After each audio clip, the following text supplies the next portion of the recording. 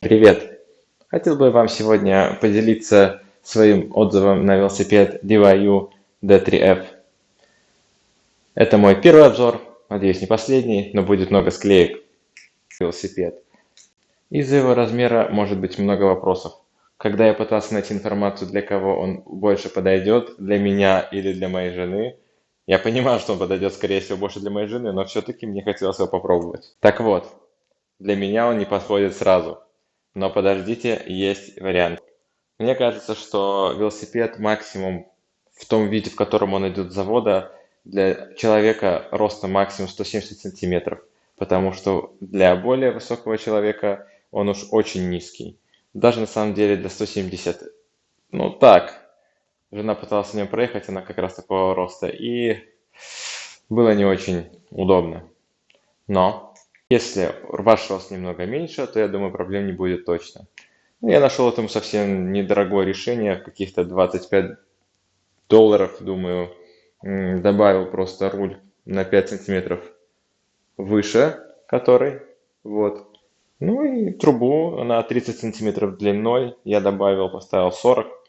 И в принципе даже я могу на нем ездить. Конечно, очень не спеша, прогулочным темпом или на ручке газа, и тогда, в принципе, вполне нормально. Если, конечно, вы планируете именно крутить педали и ехать, пытаться очень быстро на этом велосипеде, то этот велосипед вам не подойдет. Когда вы пытаетесь крутить педали очень быстро, вы крутите как будто бы в воздух, поэтому ну, как бы нет тут обратной связи с колесом, и кажется, что вы просто крутите его в никуда.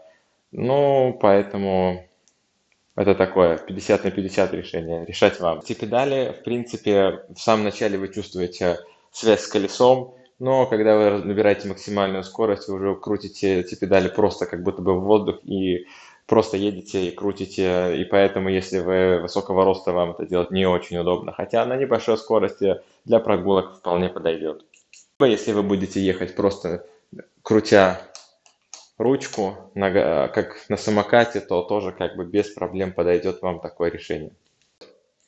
Когда я ехал на велосипеде и крутил педали, не напрягаясь, я ехал со скоростью где-то 16-17 километров. Не напрягаясь, я имею в виду не спеша.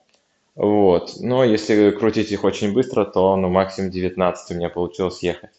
Я писал про продавцу, но он сказал, что это для моего веса 85 килограмм, это вполне оптимальная скорость, больше он вряд ли поедет. Хотя заявлено 25, но я думаю, что если вы весите килограмм 60, то, наверное, поедет он быстрее. Ну, с горки он у меня на ручке газа разгонялся до 23 километров, так что, ну, может быть. Конечно, езды, я думаю, самое то, особенно для людей, которые не гонятся за скоростью, а просто хотят ненапряжно где-то там добираться из пункта А в пункт Б. На ручке газа 19 километров он меня вез, я думаю, без проблем. 35-45 километров только на ручке газа, если вы можете проехать, а 40-60 километров помогая педалями. Ну, возможно, если вы будете ехать спокойно, то, может быть, действительно столько проедете. Я проехал на нем за один раз 13 километров, потом мои ноги просто сдались, и я решил отдохнуть. Но за вот 13 километров с полного заряда батареи одно деление упало из 4, так что, ну, я думаю, что достаточно неплохая эта батарейка, и можно ездить. Батарейка 10 ампер. Думаю, на каких-то 30-40 километров действительно должно хватить велосипеда, тем более, если вы вдруг весите килограмм 70, то этот, а девушки, они обычно не такие тяжелые, то это просто идеальный вариант, и он действительно должен проехать эти километры.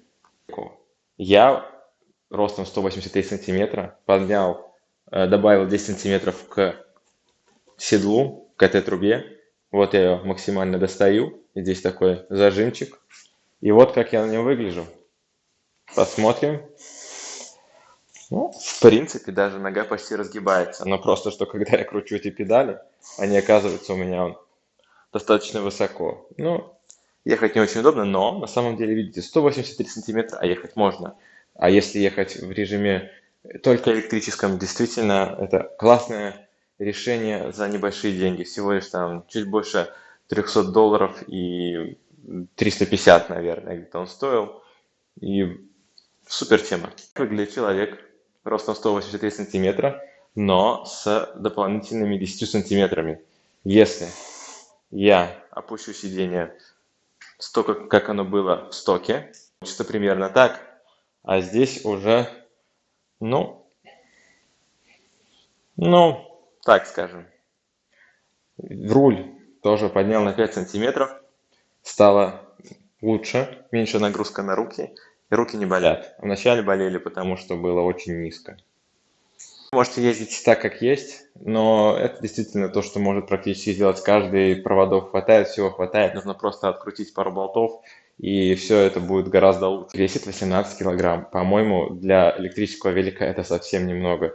Тут есть специальная удобная ручка, которую вы можете его поднять, и все, и понесли. На самом деле я живу на первом этаже и ношу его постоянно и вполне удобно. Если вы хотите загрузить его в машину или в какой-то транспорт, он легко складывается. Здесь есть фиксатор, руль тоже у нас складывается, уходит вниз. Хопа, хопа, все, мы его взяли, мы красавчики, мы пошли с велосипедом куда нам надо или закинули в тачку. Девушке, может, конечно, будет тяжеловато, но в принципе его не обязательно носить, это как бы опция, скажем так.